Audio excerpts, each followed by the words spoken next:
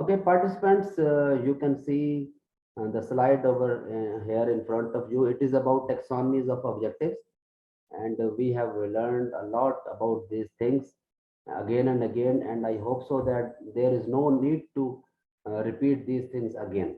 फिर भी मैं आपको एक ऐसे few seconds में आपको थोड़ा सा go through करा दूं कि there are total 4 domains of educational objectives which are called cognitive domain, affective domain, psychomotor domain, solo taxonomy.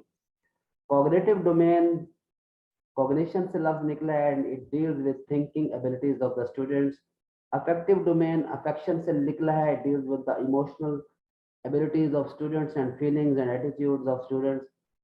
Psychomotor domain deals with actions of the students, and solo taxonomy deals with the learning abilities of the students.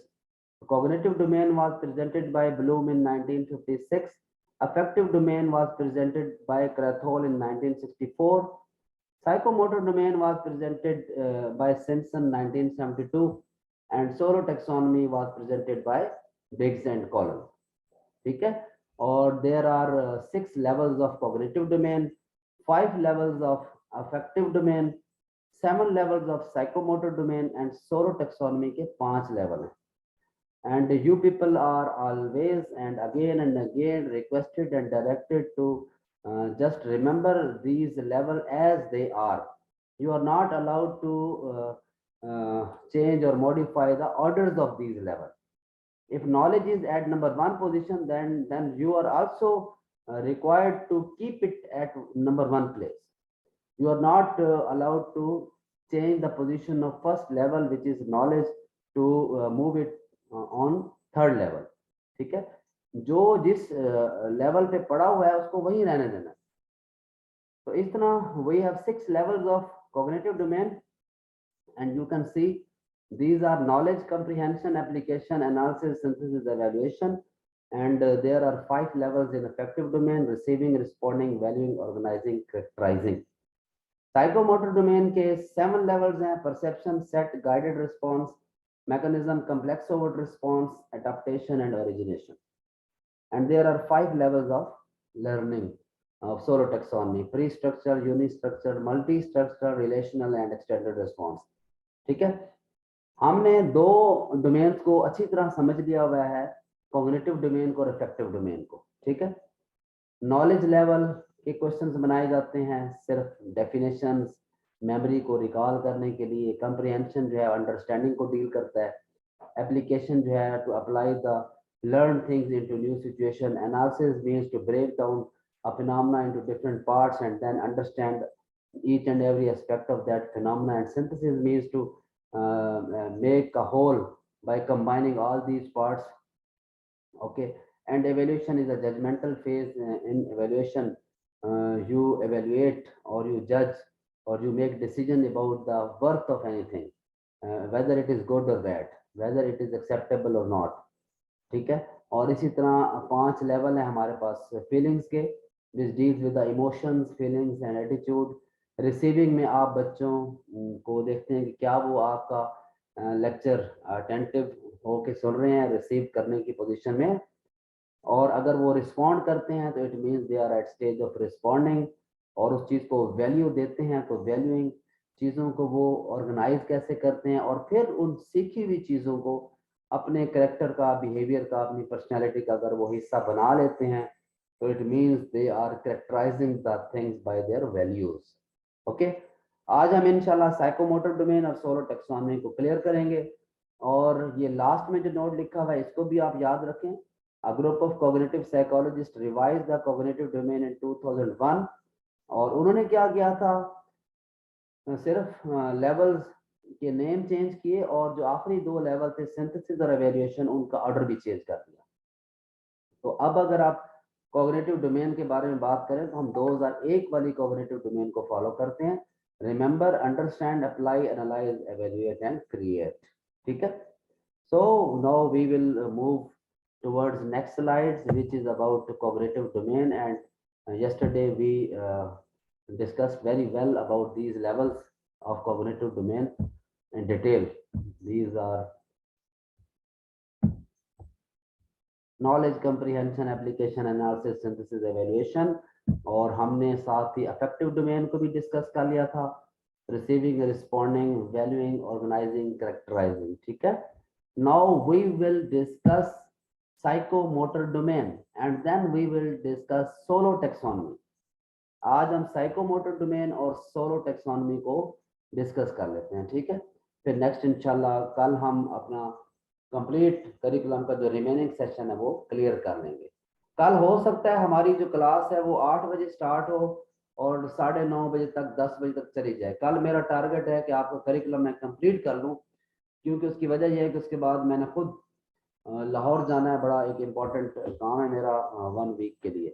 तो इंशाल्लाह वहाँ से वापसी पे मैं आपको इंशाल्लाह research methodology पे सेशन दूंगा, और इंशाल्लाह that session will be more interesting than curriculum, because my area is educational research, and inshallah you will enjoy those sessions. It would be very very informative and interesting for all of you. Okay, so अभी आप देख सकते हैं आपके सामने open हुई है psychomotor domain. आप सब लोग इसको देख सकते हैं, मुझे सुन सकते हैं, प्लीज क्लियर करें। जी सर। जी सर, क्रिस्टल क्लियर। साथ साथ बताते रहा करो यार, हमारे हौसले बुलंद रहते हैं, नहीं तो हम कहते हैं पता नहीं क्या हो रहा है, हमारे स्टूडेंट्स कहाँ चले गए हैं। ठीक है, ओके। अब इसमें जरा गौर से देखें, 1 मिनट। अब हम थोड़ा सा पीछे जाते हैं, इनको गौर से देखें। These are 7 levels of psychomotor domain. Psychomotor domain was presented by Simpson in 1972। ये आपने याद रखना है। साइकोमोटर डोमेन देखें, कॉग्निटिव डोमेन ब्लूम ने पेश की 1956 में, अफेक्टिव डोमेन क्रैथोल ने पेश की 1964 में, साइकोमोटर डोमेन पेश की सिम्पसन ने 1972 में, और सोलो टेक्सोनॉमी पेश की बिग्स एंड गॉलर ने 1982 में। ये ईयर याद रखने हैं, और साथ ये भी याद रखना है cognitive domain deals with thinking, affective domain deals with feelings, psychomotor domain deals with action, solo taxonomy deals with learning. ये चीजें आपको किसी बुक से नहीं मिलेंगी, ये मैं आपको कंफर्म बता रहा हूँ, क्योंकि ये मेरी खुद एक्सट्रैक्ट की हुई चीजें हैं। चीजों को आसान बनाने के लिए हमने मेहनत की है, आप लोगों के लिए मेहनत की है। कहीं भी ये चीजें आपको इस तरह इस अंदाज में नहीं मिलेंगी, ये मेरी तरफ से श्योरिटी है। सो इन चीजों से फायदा उठाएं और अपनी लर्निंग को मजीद स्ट्रॉन्ग करें। अब हम बात कर रहे हैं साइकोमोटर डोमेन की। साइकोमोटर डोमेन में अगर आप देखें, कॉग्निटिव डोमेन में 6 लेवल थे, अफेक्टिव डोमेन में 5, तो साइकोमोटर में कितने आ गए जी? 7। Perception, set, guided response, mechanism, complex overt response, adaptation, origination. Perception, set, guided response, mechanism, complex overt response, adaptation, origination, इनके लेवल्स को एज इट इज याद करना है, and you are not allowed to change the order of these levels. ठीक है, अब हम देखेंगे इस परसेप्शन का क्या मतलब है, इस सेट का क्या मतलब है, इस गाइडेड रिस्पॉन्स का क्या मतलब है, इस मैकेनिज्म का क्या मतलब है, कम्प्लेक्स ओवर्ट रिस्पॉन्स का क्या मतलब है, अडॉप्टेशन का क्या मतलब है, ओरिजिनेशन का क्या मतलब है। देखें, मैंने आपको कहा था कि अगर if you see these word very carefully, cognitive domain cognition से, अफेक्टिव डोमेन अफेक्शन से, साइकोमोटर डोमेन, इसमें 2 लफ्ज नजर आ रहे हैं, साइको भी और मोटर भी, साइको भी और मोटर भी। साइको का क्या मतलब होता है? आपकी साइकी, आपकी नफ्सियात। मोटर का मतलब होता है जो आपकी फिजिकल एबिलिटीज होती हैं, उठना बैठना, चलना फिरना, खाना पीना, जिसमें आपकी जिस्म की हरकत नजर आ रही होती है, यानी नफ्सियात और जिस्म की हरकत, नफ्सियात और जिस्म की हरकत। तो इसमें एक्शंस आ रहे होते हैं, इसमें क्या आ रहे होते हैं? एक्शंस नजर आ रहा होता है कि आप कुछ एक्शंस कर रहे हैं। साइकोमोटर डोमेन यानी साइकी के अकॉर्डिंग आप जो हरकत करते हैं, अपनी नफ्सियात के मुताबिक जो आप हरकत करते हैं, वो आ जाते हैं साइकोमोटर डोमेन। अगर आप टीचर्स हैं तो आपको साइकोमोटर डोमेन पे काम करना चाहिए। बच्चों की साइकोमोटर डोमेन पे आप काम करें, उनकी साइकोमोटर डोमेन को आप डेवलप करें। आपको पता होना चाहिए कि बच्चों की इस वक्त नफ्सियात का लेवल क्या है, वो जो कुछ करेंगे अपनी नफ्सियात की बेस पे करेंगे। This is called psychomotor domain. And being a professional teacher, you must know very well about these 7 levels of psychomotor domain. आपको पता होना चाहिए कि बच्चा परसेप्शन लेवल पे, अब सेट लेवल पे, अब गाइडेड रिस्पॉन्स लेवल पे है, अब बच्चा मैकेनिज्म पे आएगा, अब बच्चा कम्प्लेक्स ओवर्ट रिस्पॉन्स पे आएगा, अब बच्चा एडेप्टेशन पे आएगा, अब बच्चा ओरिजिनेशन पे आएगा, और आपने उनको इन सारी स्टेजेस से गुजारना है। If you want to become a successful teacher and effective teacher, ठीक है, अगर आप अच्छे टीचर बनना चाहते हैं तो जिस तरह आपने उसकी कॉग्निशन पे काम किया, आपने उसको नॉलेज लेवल के क्वेश्चंस भी करा दिए, कंप्रिहेंशन के भी करा दिए, एप्लीकेशन के भी, एनालिसिस के भी, सिंथेसिस के भी, एवेल्युएशन के भी, और जब आपने उनकी फीलिंग्स को डेवलप किया तो आपने उनको रिसीविंग एबिलिटीज भी सिखा दी, रिस्पॉन्डिंग, वैल्यूइंग, ऑर्गेनाइजिंग, और आपने वो चीजें उसके कैरेक्टर में भी ले आए, बिहेवियर में ले आए। You are successful teacher. अब इसी तरह if you want to become a successful teacher, you must prepare your students to demonstrate these all 7 levels of psychomotor domain very well in the class or outside the class, ठीक है। perception, set, guided response, mechanism, complex overt response, adaptation, origination। लेकिन इन 7 के 7 level में आपने एक बात याद रखनी है कि ये 7 के 7 लेवल साइकोमोटर डोमेन को डील करते हैं। इसमें नफ्सियात भी इन्वॉल्व होगी और बच्चों की मोटर एबिलिटीज भी इन्वॉल्व होंगी, उनकी जो फिजिकल एबिलिटीज हैं वो भी इन्वॉल्व होंगी। यानी जहन भी काम करेगा और जिस्म भी काम करेगा, जहन भी काम करेगा और जिस्म भी काम करेगा। जो जहन में बात आ जाएगी उसी के मुताबिक हरकत होंगी। इंसान की नफ्सियात का उसकी हरकत के साथ बड़ा ताल्लुक होता है और बड़ा गहरा ताल्लुक होता है, ठीक है। अब मिसाल के तौर पे आप साइकोलॉजिकली आप इस चीज को मानते हैं कि you must learn over here to prepare yourself for the upcoming post of headmaster. आपकी साइकी है जो आपको यहाँ बिठा के बैठी हुई है, आपकी ये नफ्सियात है जिसने इस चीज को कबूल कर लिया कि आपने रात को अगर 9 बजे का टाइम दिया तो आपने 9 बजे भी लेक्चर लेना है, ठीक है। ये आपकी साइकी बन चुकी है, आपका माइंड सेट हो चुका है। और इस वक्त मोबाइल पे गौर से सुनना, बैठना, ये सारी आपकी मोटर एबिलिटीज हैं और इनका बड़ा गहरा ताल्लुक है आपकी साइकी के साथ, ठीक है। तो ये भी टीचर पे डिपेंड करता है कि वो उनकी साइकी को इतना स्ट्रांग बना लें कि वो मोटर एक्टिविटीज करने पे बच्चे मजबूर हो जाएं, ठीक है। So it is the duty of a good teacher to make the psyche of the students very strong so that they become ready for absorbing the content of any lesson, okay।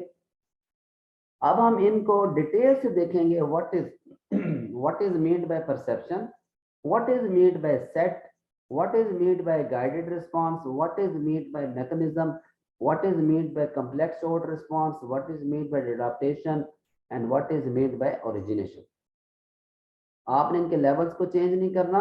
और अगर एक question आ जाए, ऊपर एक statement दी हो, नीचे option हो कि हाँ जी बताएं ये साइकोमोटर डोमेन का कौन सा लेवल है, तो आपको पता होना चाहिए कि ये कम्प्लेक्स का है, मैकेनिज्म का है या सेट का है। तो आपने राइट आंसर पे क्लिक करना है, वहां पे गलती की गुंजाइश नहीं है। और वही लोग राइट आंसर पे क्लिक करेंगे, they have better knowledge about these things, ठीक है। सो you are requested to listen the session very carefully and make your concepts dead clear for your upcoming exams, okay।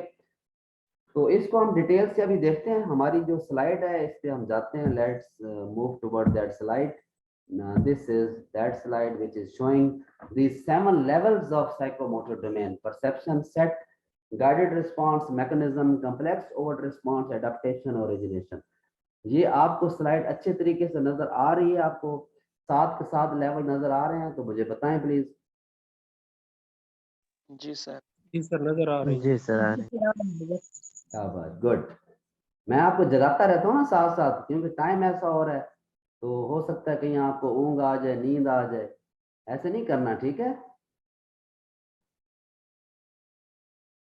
अच्छा, इसको देख लें 1 मिनट गौर से, session expire होने वाला है। Then we will move and we will carry on this slide in our next session. 1 minute के बाद सेशन एक्सपायर हो जाएगा। फौरन से आप दोबारा ज्वाइन कर लें ताकि हम साइकोमोटर डोमेन और सोलो टेक्सोनॉमी को आज क्लियर कर लें, ठीक है। Thank you.